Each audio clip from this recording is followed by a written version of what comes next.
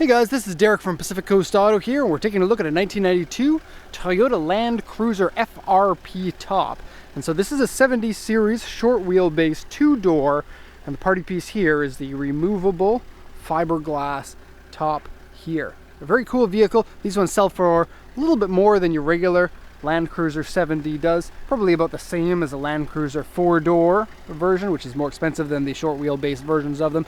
Comes with a diesel engine, and this one has two really good thumbs-up pieces. It has manual transmission, and it has locking diffs, front and rear, as well as locking hubs.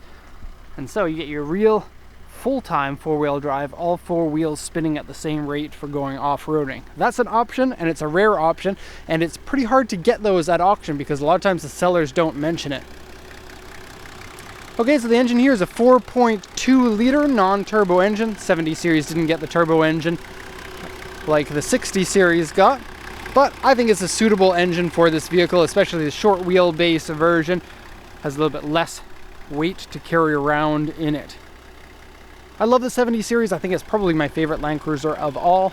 I prefer the long ones just because they look a little bit better in my opinion, but these short ones are better for the people that don't have all the people to carry around in the people carrying car. Okay, so coolant looks good, oil looks good. Timing belt changed in 2002 at 94,348 kilometers. This is a mileage unknown car. It says so on the auction sheet here. See the star. I'll get back to that in a second. Let's lower the hood here. Look at this.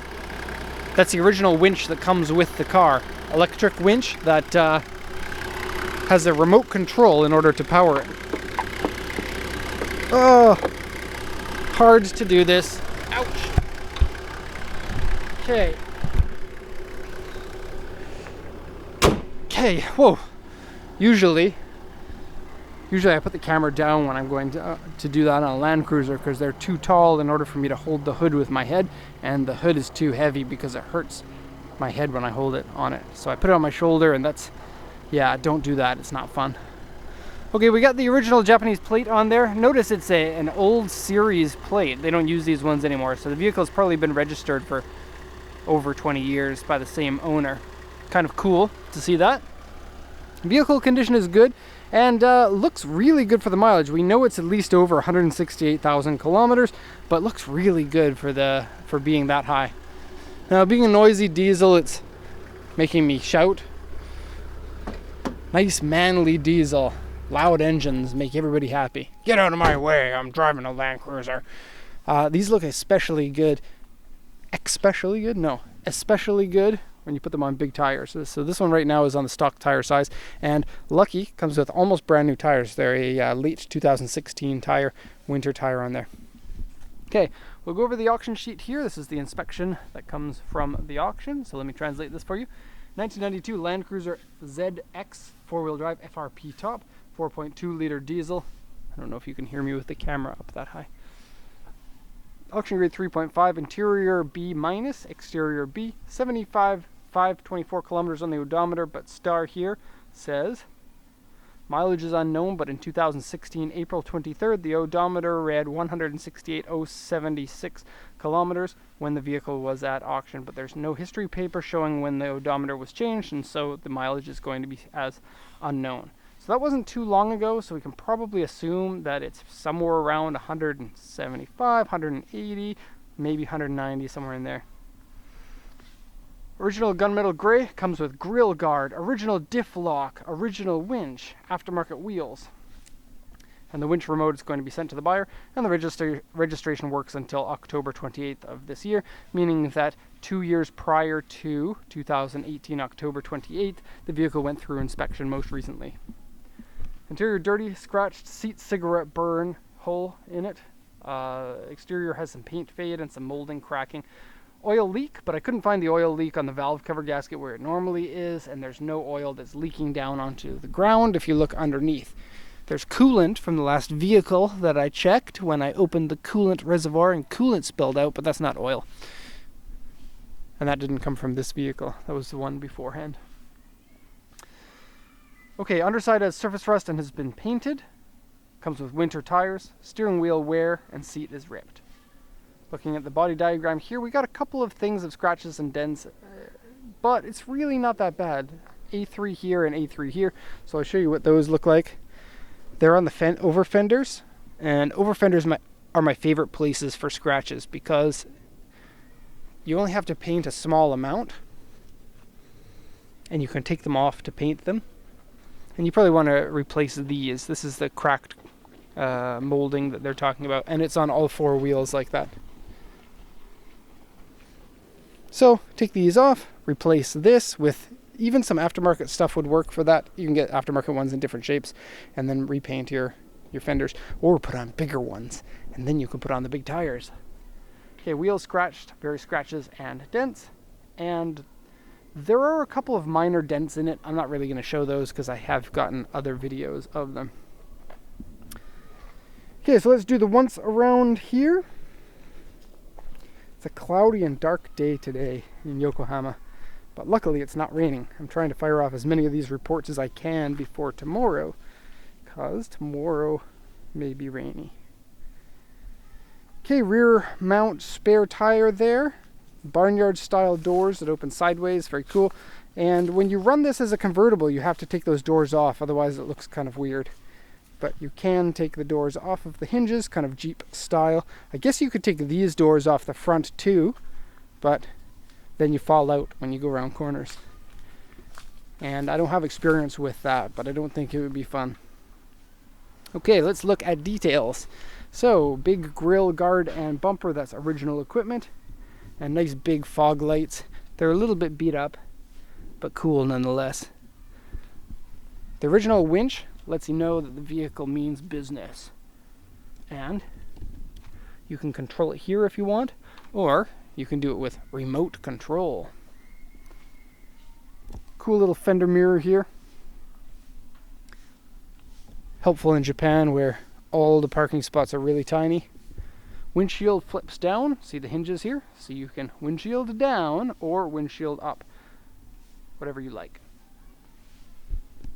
Side skirts here. Side panel good. The paint fade is here and here and here, and some in the center of the hood. Okay. Very cool. So let's go inside here. Open the door. Ooh, aftermarket speakers. Open more door. Okay, nice big opening there. Inside the FRP top, you get this inner cage for when you're running it convertible style. So that's really cool. And so it's dual hoop style. You get this one hoop that goes over the back here, and then this one here stays in there as well. It's a 5-seater inside with a pretty big cargo area here, but since it's only 2 doors, it's a little bit annoying to get in. Okay, battery run dead, and so we're going to get back into this.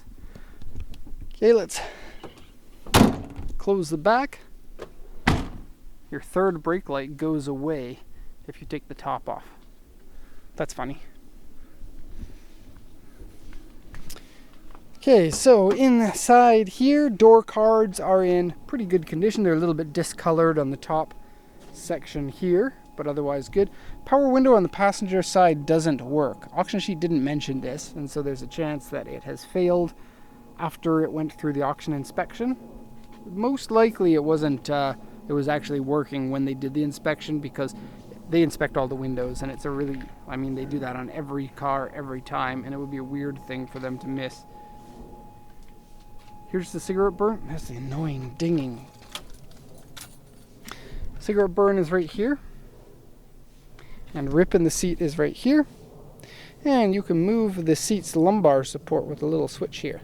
Now the coolest thing about any Land Cruiser seats ever, whoa, is me falling down.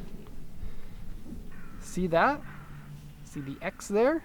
There are springs inside there, and so it's like a bus seat. The whole seat, it's like a trampoline. And then you can set how tense that you want that in kilograms. And so if you're super heavy, you set the tension on it up to 100 kilograms, or if you're light, like me, you can set it down. I'm going to set it down to my weight, and I could it was at 80 and I could still feel some of the springiness. And I think I'm right about there. Okay. Steering wheel has some wear. Oh, springy seat. Okay. Gauges are pretty normal. Diff lock lights there. I'm in 4-wheel drive. I got my hub locks on. I got my diff locks on. And you can choose your isolation of the rear diff locks only, or the front and the rear. And you got low range if you want it. Party piece, 4-wheel drive in a 70 series. Yes. Okay, utilitarian dash. I love it. AC works nice and strong. That's good. It is a 24 volt battery, not a 12 volt like usual ones, and so it's good. It has 2 batteries. It starts up really nice, but it's bad because if you stick your iPod in there, then it's probably not a good idea.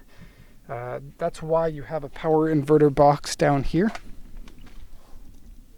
And so this box here, I don't know what it's set up to do, but boxes like this generally convert it from 24 volt to 12 volt so that you can start using your accessories like you want to.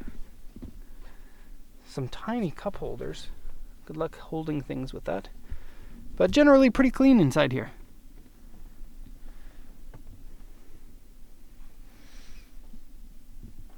Slide style windows, that's cool. And, ow! Oh, not having a good day today. Okay, so that's going to be the end of the video. I guess a 2-part series this time. We'll get the video stitched together. Anyways, hope you enjoyed that. Thank you for watching, and have a nice day.